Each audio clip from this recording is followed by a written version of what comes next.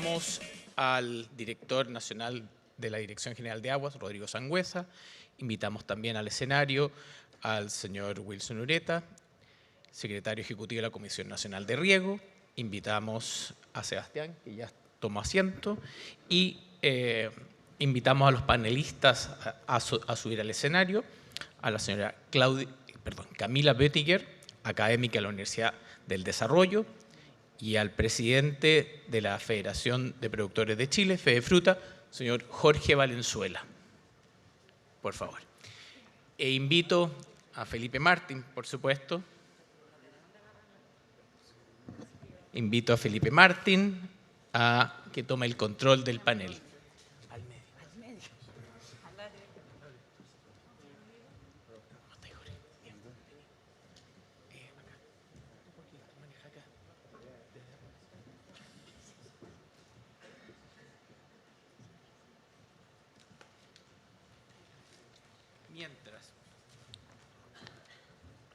Mientras, Felipe Martín será el moderador de este segmento. Es un profesional de destacada trayectoria en políticas públicas y empresariales. Fue secretario ejecutivo de la Comisión Nacional de Riego, consejero de la Fundación para la Innovación Agraria, FIA, y coordinador del Grupo de Agua del Consejo Agropecuario del Sur del Instituto Interamericano de Cooperación Agrícola. Felipe, gracias. Bueno, muchas gracias, Gustavo, por la invitación. Creo que este seminario, como dijo Sebastián, es uno de los más importantes a nivel nacional e internacional en el área. Bueno, y acá tenemos tremendos panelistas para hablar de un tema sumamente importante, la situación regulatoria a nivel nacional. Ya dieron énfasis bastante importante en lo que es Código de Agua. Yo quiero acá poner en la mesa 4 puntos que son básicos para la discusión. Uno, lo que dijo la autoridad, Rodrigo. En este caso, la regularización y perfeccionamiento de títulos es un tema fundamental.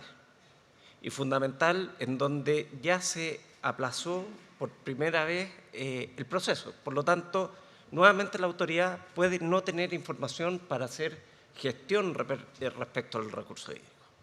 ¿Ya?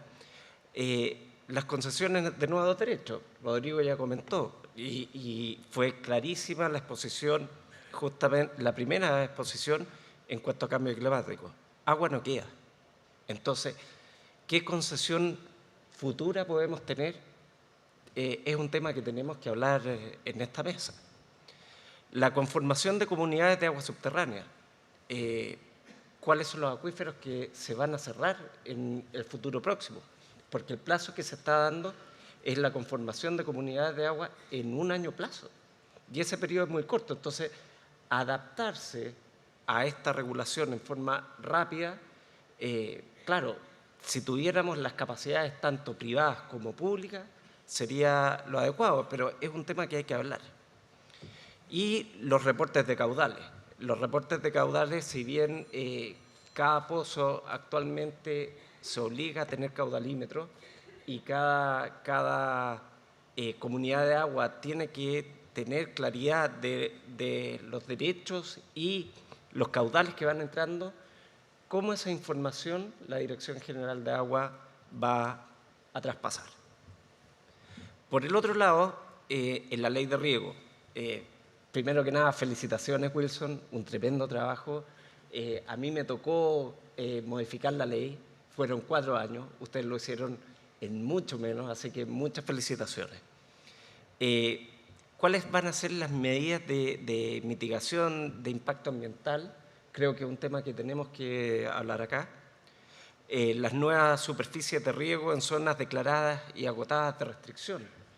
¿Por qué? Porque acá la 4ª región, como dijiste tú, y la 5ª región, lamentablemente perdió una ley que era de financiamiento para muchos proyectos que pueden ser futuros desarrollos regionales y mano de obra calificada que se pone en desarrollo.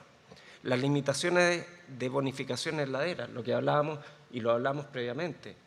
En este minuto lo que hablamos, en la región central de Chile, por no decir la región metropolitana, ya se han perdido 500.000 hectáreas de bosque nativo. Y esta ley, si bien el bosque nativo es lo importante, si no lo podemos reemplazar con vegetación de alguna forma, estamos desertificando. Y esta ley no se hace cargo de ese proceso. Entonces, me gustaría que lo habláramos para ver cómo lo manejamos. Y el enfoque de la pequeña y mediana agricultura versus lo que dijiste tú, versus el INDAP. ¿De qué manera se van a separar? Por último, Sebastián, hablamos de básicamente la Constitución actual y la esperada, las nuevas propuestas con respecto a cómo va el Código de Agua y el derecho de propiedad. Todo eso lo comentaste. Creo que tenemos que alinear las dos primeras leyes que ya están funcionando con qué pasa con el derecho de aprovechamiento de agua, qué procesos de caducidad vamos a tener y por qué, y las enmiendas. Entonces, para partir,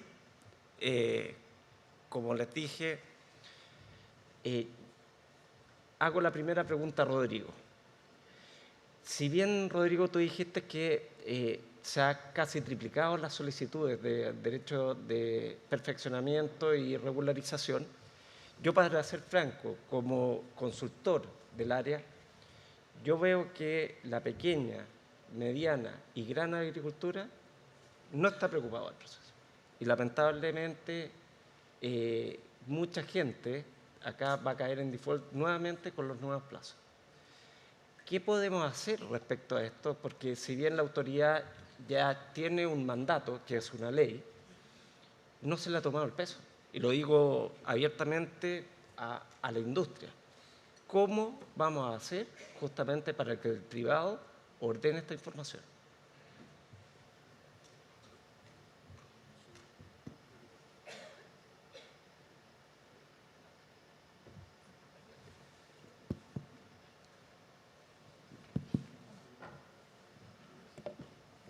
¿Sí? ¿Funciona?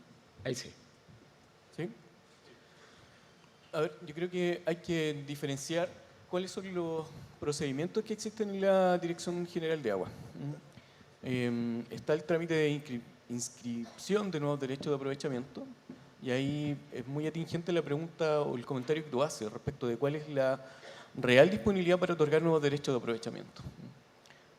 A nivel nacional, de los 800 sectores hidrológicos de aprovechamiento común en agua subterránea, ya 204 o 206 de estos se encuentran con alguna medida de protección, ya sea restricción o prohibición. Prohibición, no hay posibilidad de entregar nuevos derechos, estos son del orden de 100. Y los otros que están en restricción, solamente estamos entregando derechos de carácter provisional y también sujetos a la revisión nuevamente en materia de sustentabilidad de los acuíferos, cuestión que la modificación del Código del año 2022 le dice a la EGEA, bueno, usted también tiene que revisar esto.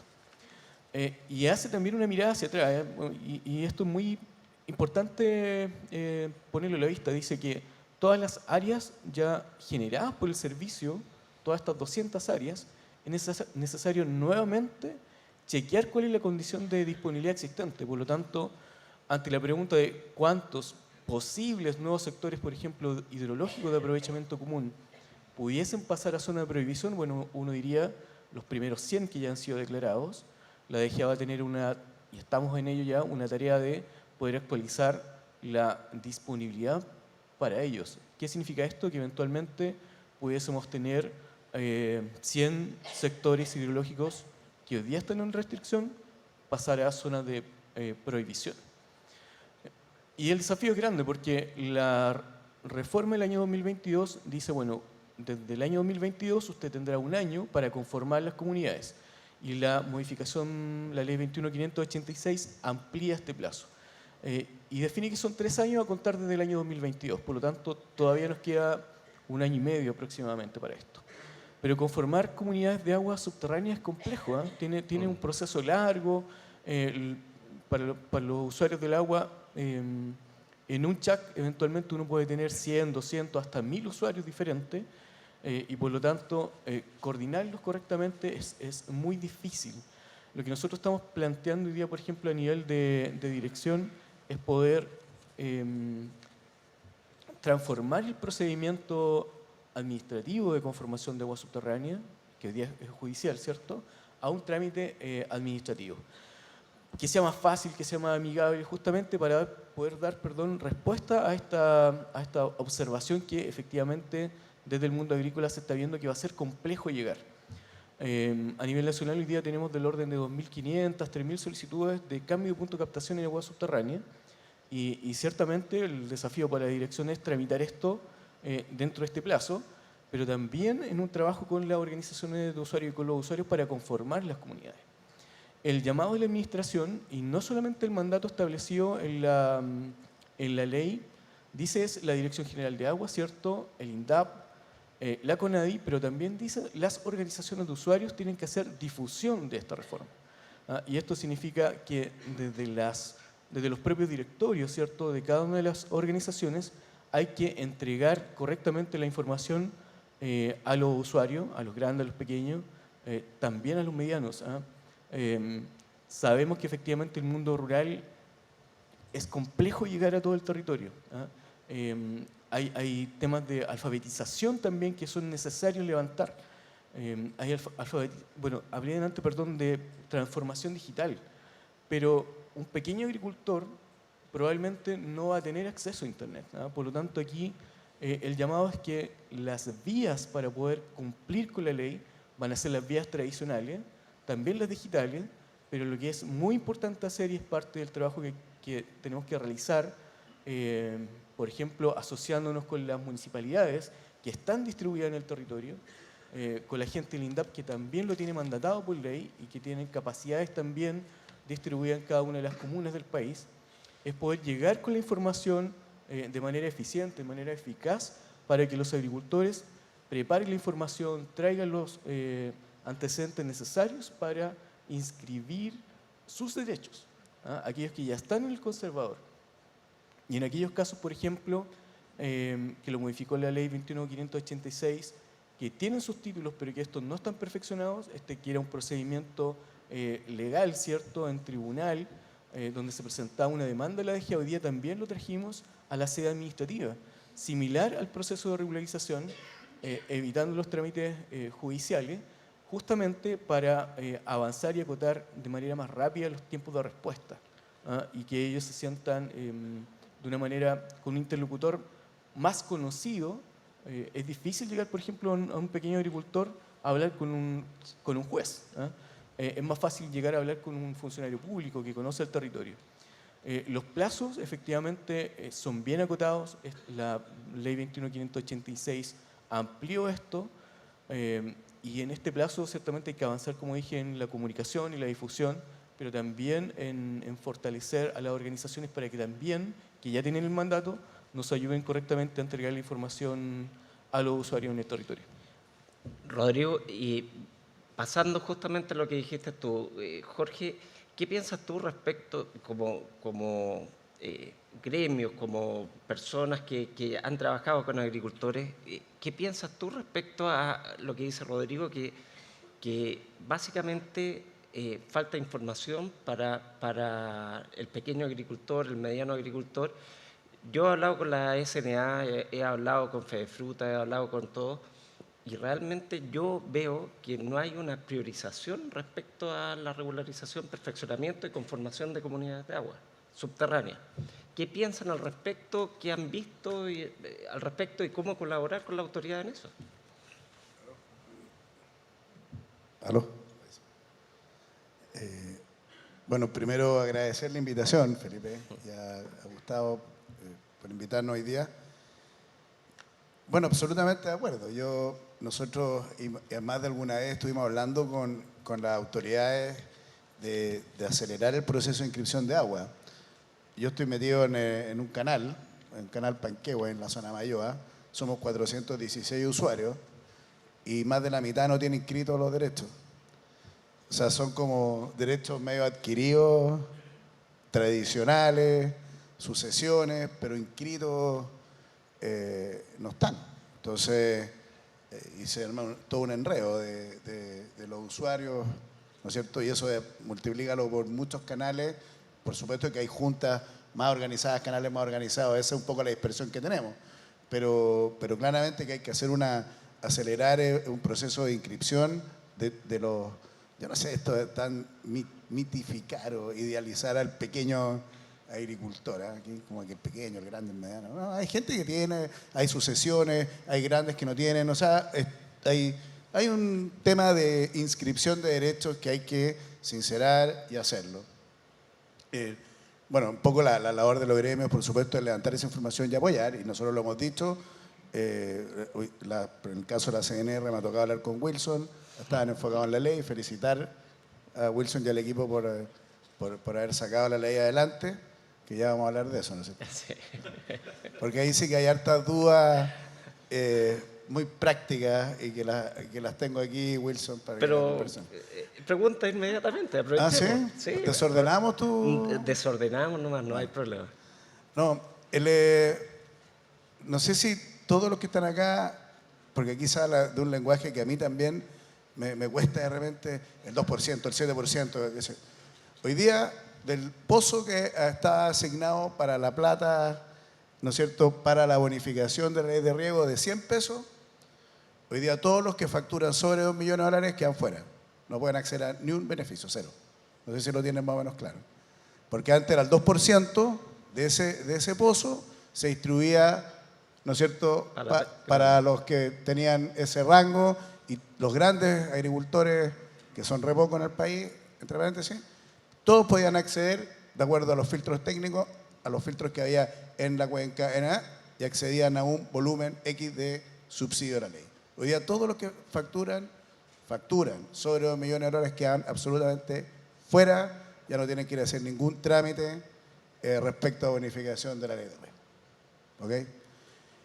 Lo que sí se amplió el rango, ¿no es cierto? Se aumentó al 7% los que facturan menos de 2 millones de dólares, ¿no es cierto? Que eso fue un punto de fe de fruta, lo peleamos harto, lo discutimos en general lo discutimos en su minuto con Wilson, salió de la Cámara de Diputados, se fue a mixta, se logró. Ok.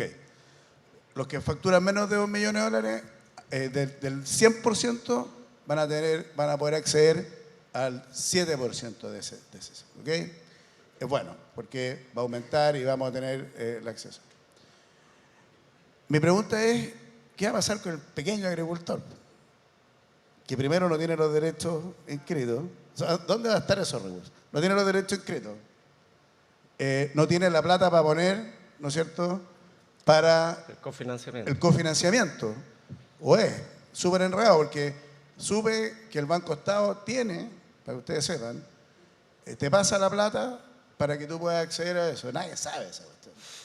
Me pasa que cómo hacer en simple y comunicar bien todo esto. Yo felicito, creo que la ley es un logro, un avance, estamos todos contentos, pero hay que aclarar algunas cosas. Sobre 2 millones de Estado. ¿Cómo los pequeños agricultores van a poder acceder a esto en forma que lo entiendan y que puedan efectivamente acceder a hacer más eficiente el agua, que es uno de los objetivos, ¿no es cierto?, en cambio climático, etc. Se lo tiro a Wilson. ¿No? Y yo quiero complementar una cosa. ¿Cómo se va a regular justamente de que las grandes empresas empiecen a dividir sus empresas en empresas con otro RUT? Porque a la larga, Wilson, ¿qué te puedo decir? O sea, están buscando limitar algo que va a limitar el crecimiento del país. Quiero sumar lo que dice Jorge. Sí, espérate, antes Wilson, porque tú te vas a alargar. ¿Cómo vamos a hacer porque de verdad que este 2% que suena tan poco, de verdad que ha sido motor de que muchas empresas, hoy día, sobre todo hay empresas que vienen de afuera, vean esto, porque el único subsidio real para la agricultura es la ley de riego. No hay otro. No hay otro. Que responda Wilson, démosle espacio, por favor, no lo ataquemos más. No un ataque. ¿Se escucha? Bueno, pero Jorge se respondió solo, sí, está súper bien la cifra. A ver, un tema súper importante. El concepto de la torta es súper bueno para ejemplificar, ¿cierto, Jorge? Porque es el pozo, que año a año se bonifican los proyectos de ley de riego. Y aquí hay cosas bien curiosas, yo quisiera resaltar. en la ley vigente, hasta el 2% de los recursos se podían repartir en grandes agricultores, ¿ya? Si recuerdan, yo les mostré la torta que era el 6,9%. Precisamente porque habían vacíos para que los grandes recibieran recursos por sobre el 2% en la práctica. Entonces, ya había un vacío ahí y que el primer objetivo de la nueva ley de riego fue objetivar mejor los tramos de los beneficiarios. ¿Por qué? Porque eran por superficie. Entonces, un agricultor con muchos ingresos que postulaba con un terreno pequeño era chico. Así de simple. ¿Se entiende, cierto? Sí. Yo tengo mi parcela en algún lugar con un rol distinto o subdivido los roles y postulo como chico. Lo dejo ahí. ¿Ya? Una ilusión al sistema, en el fondo. Sea superficie o sea por ingresos, ahora es por ingresos, existe el riesgo de esa ilusión. Que aquí va la pregunta del tema de cómo alguien puede seguir creando empresas, que podría ser ese tema. En la nueva ley de riego se incluye el concepto que está en el Código Tributario, que también está en las propuestas de pacto tributario, de una mayor fiscalización a las entidades relacionadas, ¿ya? Al multirut, por cierto, donde hay en el Código Tributario una serie de causales para concebir que las entidades están relacionadas, relaciones de control, relaciones de jerarquía entre las empresas. Entonces, eso está contemplado en la ley y nosotros, primero, recordar de nuevo que la ley de fomento al riesgo es la ley de fomento de la inversión privada, entonces es la responsabilidad del privado presentar todo antecedente, pero aún así nosotros hemos avanzado en un convenio con el Servicio de Impuestos Internos para fiscalizar dichas situaciones. Perfecto. De poder velar que la información que nos presenten los usuarios sea la fidedigna, ¿ya? Pueden haber situaciones, por cierto, siempre hay hecha la ley, ¿cierto? Hecha la trampa y eso en todos los niveles, pero en este caso nosotros hemos puesto algunas salvaguardas para que nosotros podamos indagar, pesquisar, que las entidades relacionadas sean presentadas como corresponde. Creo que esos dos puntos son interesantes, que hoy reciben el 6,9, deberían recibir el 2. Y siendo ese 6,9, lo que se retira de la torta es ese 6,9 y se tiene que redistribuir. Volvemos de nuevo, los proyectos extrapediales están todos las organizaciones. Entonces también desmitificar que los grandes agricultores quedan fuera de la ley de riego, eso es falso, porque en las organizaciones están los grandes y están los medianos entre 50.000 y 100.000 UMF. Y es donde la CNR, 6 de cada 10 pesos van a esas organizaciones. Entonces, ahí es importante ese dato. ¿Dónde se distribuye ese 6,9? Bueno, teníamos cerca de 279.000 posibilidades de distribuir ese 6,9%. Hay un énfasis en la pequeña agricultura, por cierto, eso es un imperativo de este gobierno, porque es un grupo muy rezagado de la ley de riego, en particular los agricultores pequeños no INDAP, que es el caso que dice Jorge, cuando hablaba de las sucesiones, ¿cierto? Gente que se dio un terreno, que fue una herencia, alguien que puede tener que la actividad económica principal no es la agricultura. En el INDAP, el requisito para ser INDAP, el básico, es que su actividad principal sea la agricultura. Bueno, hay pequeños agricultores que su actividad básica no es la agricultura. Entonces, esos es un público donde la CNR quiere llegar con soluciones más estructurales. Pero básicamente repartir ese 6,9% que se Perfecto. libera. Jorge, tú querías decir algo y después pasamos con Camila. Solo para... ¿Aló? Ya.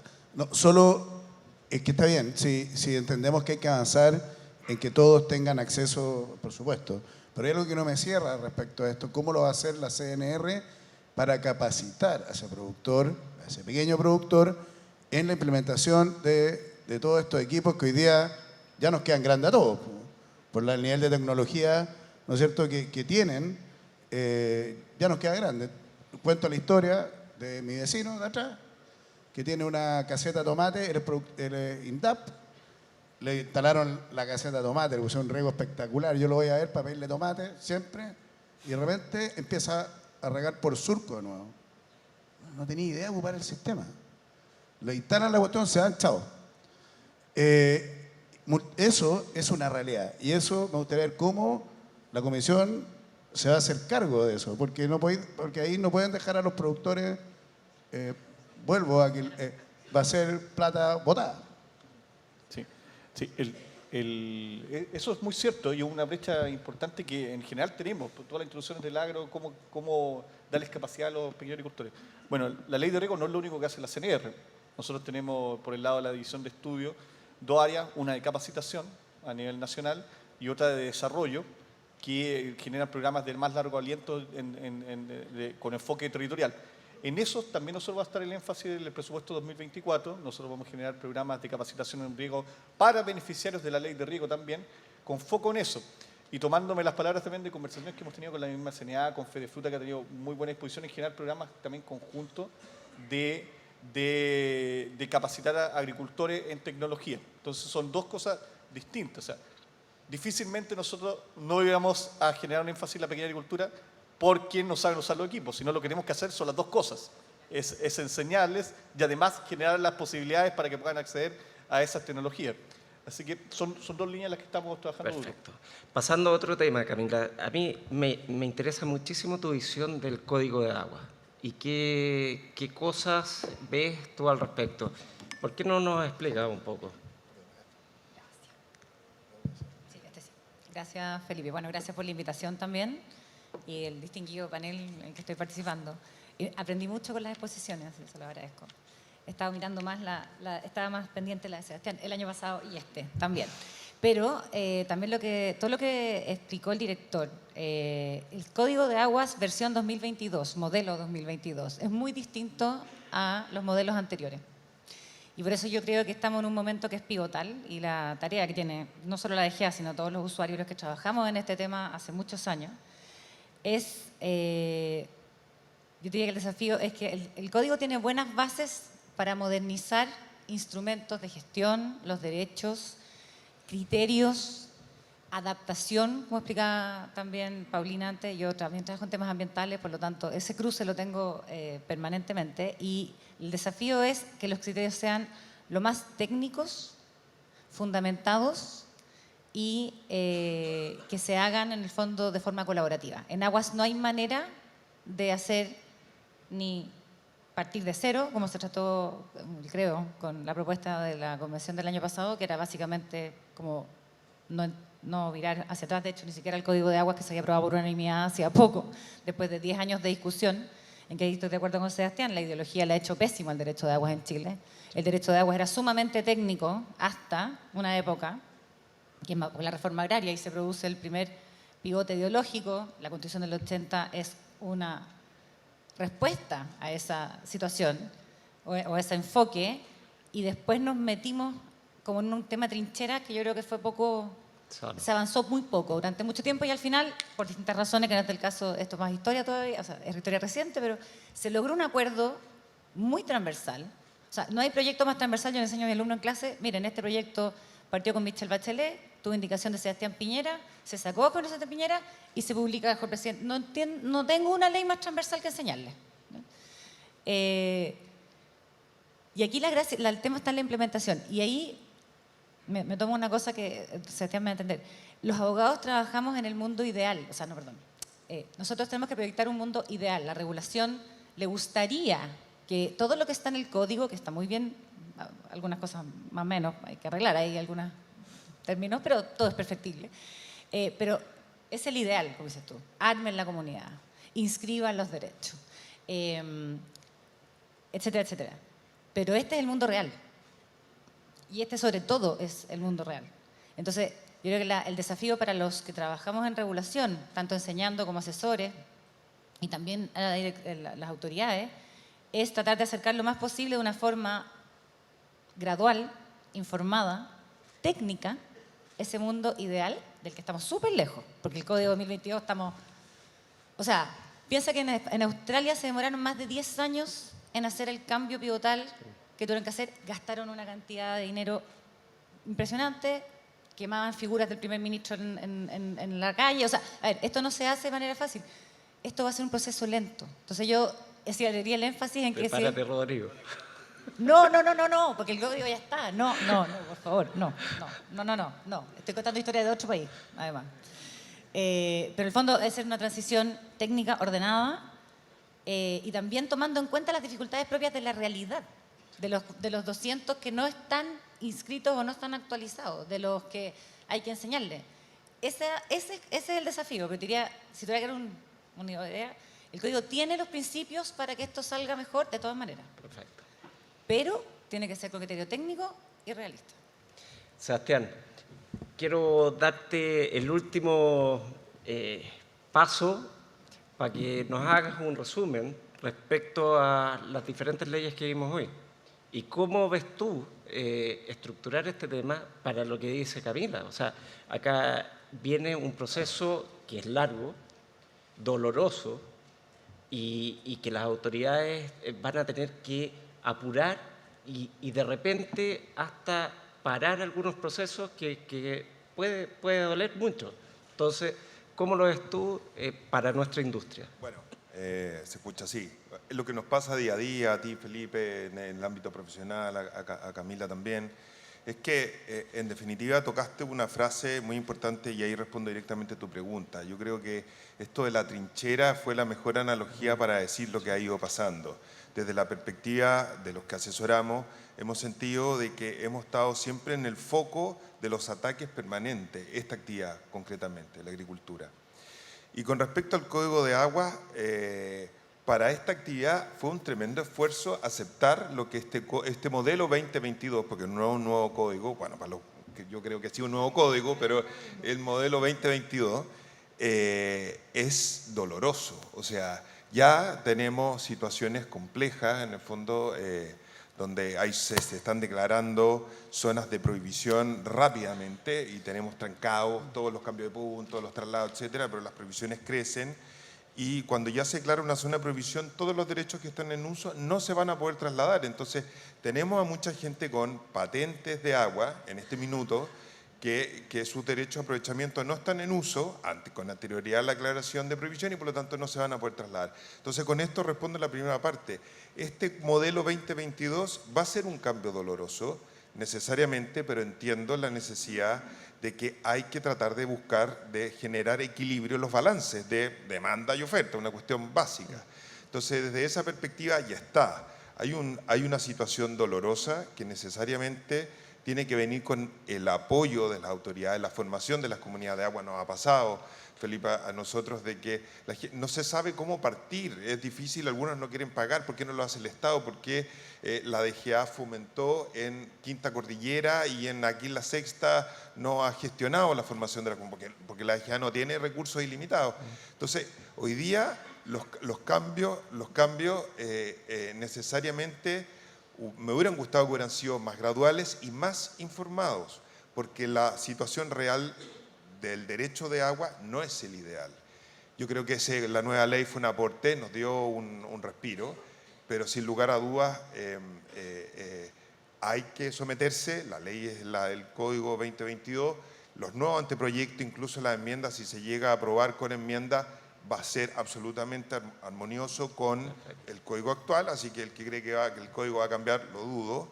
Y respecto a ese tema, hay que trabajarlo, pero necesitamos tiempo, necesitamos generar sintonía con la gente, porque ni los grandes ni los chicos... Me carga esa clasificación. La agricultura, en el fondo, no puede...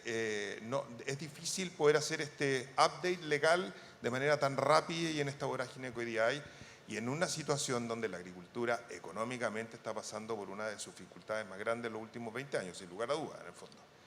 Y con respecto a la ley de fomento al riego, tenemos visiones... Yo no quedo contento con la ley, creo que en el fondo el gran progreso que se dio en la actividad era esta cosa maximalista que decía Wilson, en el fondo aumentar superficie, llevar agua donde no hay agua, generó un polo de desarrollo increíble en distintas empresas de asesoría, en las actividades productivas, en todos los stands que están al otro lado de empresas que han generado tecnología, pero evidentemente que esta ley y lo bueno, que quiero decir, nobleza obliga, había muchos parlamentarios que querían sacar de cuajo la ley de riego. Sí. Y aquí el secretario se la jugó para que hubiera ley de riego. Entonces, por 7 años más. Por 7 años más. Entonces, nobleza obliga a decir que fue positivo lo que hoy día hay. No me gusta cómo está, porque establece esos criterios como de trinchera, pero es mejor tener algo a que no tener. Eso. Bueno, quiero agradecerles a todos este tiempo. Creo que fueron tremendos expositores y quiero nuevamente agradecerle a Gustavo la oportunidad de informar y pedirles, por favor, que se hagan cargo del tema. O sea, acá los agricultores tienen que hacerse parte de este tema, las organizaciones de usuarios, los usuarios de agua en general. Así que muchas gracias y que pasemos al próximo panel.